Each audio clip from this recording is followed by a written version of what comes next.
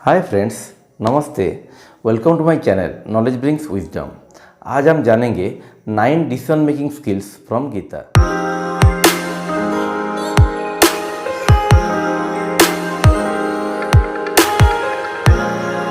हम सबका लाइफ में एक चीज़ कॉमन है कि हमें लाइफ में बहुत सारा डिसीजन लेना पड़ता है और कभी कभी कुछ डिसीजन ऐसा होता है जहाँ पे हम कंफ्यूज हो जाते हैं कि वो डिसीजन सही है कि गलत है। क्योंकि कभी कभी हमारा डिसीजन से बहुत सारा लोगों का लाइफ में भी इम्पैक्ट पड़ता है। वो लोग डिमोटिवेट भी हो सकते हैं, कोई खुश हो सकता है, कोई दुखी भी हो सकता है।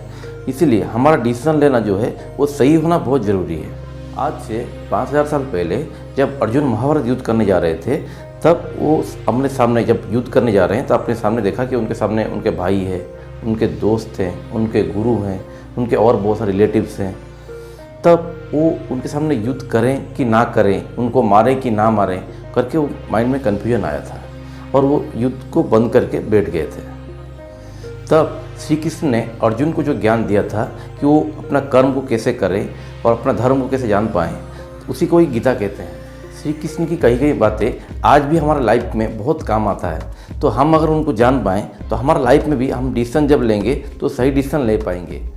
फर्स्ट है, हमें फीलिंग्स के बेस पे डिसीजन नहीं लेना है। जैसे हम अगर कोई भी काम करें जिसमें खुशी मिलता है तो हमें उसको चूज नहीं करना है, या हमें कोई भी काम में दुख मिलता है तो हमको उसको बंद नहीं करना है। फॉर एग्जाम्पल, हमें वीडियो गेम खेलना अच्छा लगता है। हम अगर सिर्फ वीडियो गेम खेलेंगे और किताब पढ़ना हमें अच्छा नहीं लगता है और किताब पढ़ना हम छोड़ देंगे तो उसमें हमारा कैरियर में इम्पैक्ट पड़ेगा।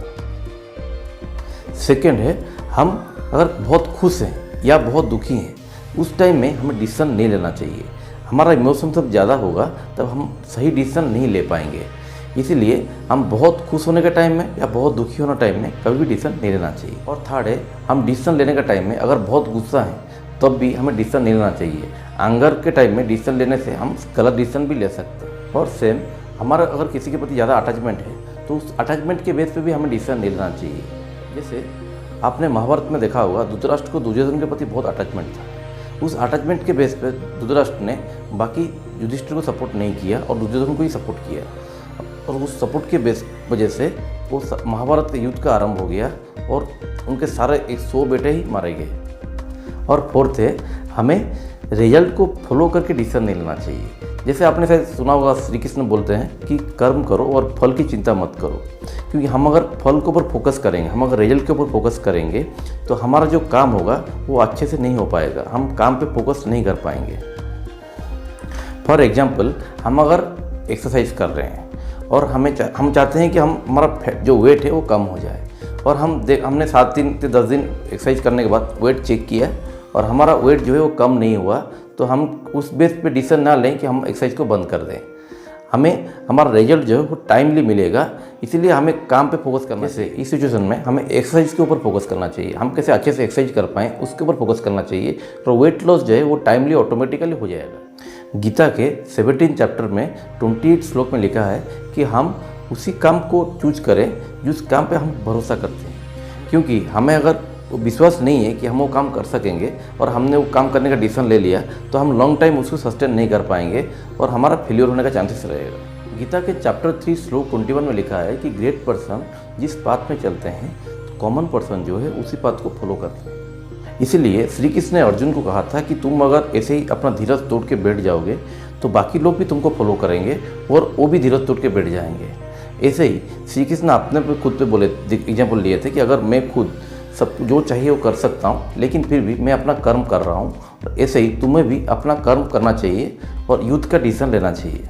इसलिए हमें कोई भी काम करने से पहले हमारा टारगेट को बड़ा रखना है। क्योंकि आपने देखा होगा, एक घर में एक बच्चा जो है वो माँ बाप को फॉलो करता है। माँ बाप जैसे बिहेव करते हैं, बच्चे भी वैसे ही बिहेव करता है। वैसे ही है, हम अगर कोई भी काम अच्छा करेंगे तो हमारा जो फॉलोअर्स है वो हमसे देखेंगे और सीखेंगे और अच्छा काम करेंगे। इसलिए हमें हमारा टारगेट को बड़ा रखना है, उसको फॉलो करने की कोशिश करना है। हमें लॉन्ग टर्म सोच के ही कोई भी डिसीजन लेना है।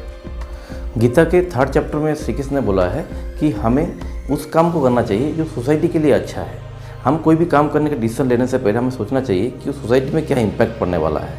जो काम सोसाइटी के लिए अच्छा होगा वो हमारे लिए भी अच्छा होगा, और ऐसा ही रिवर्स में जो सोसाइटी के लिए बुरा होगा वो हमारे लिए भी बुरा होगा। गीता के 5th चैप्टर में श्री कृष्ण ने कहा है कि इंसान को भगवान में बिलीव करके कोई भी डिसीजन लेना चाहिए। हम कोई भी काम कर रहे हैं तो हमें भगवान पर विश्वास करके काम करना चाहिए।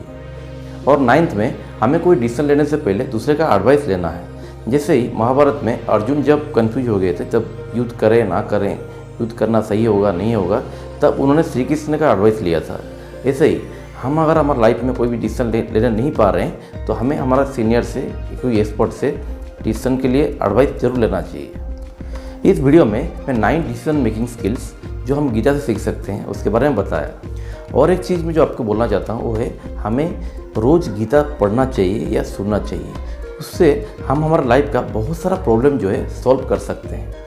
वीडियो अगर अच्छा लगा है तो इसे लाइक और शेयर कीजिए और सब्सक्राइब कीजिए मेरे चैनल को, ताकि जो इन्फॉर्मेशन वीडियो मैं लेकर आऊँगा उसका नोटिफिकेशन आपको मिल सके।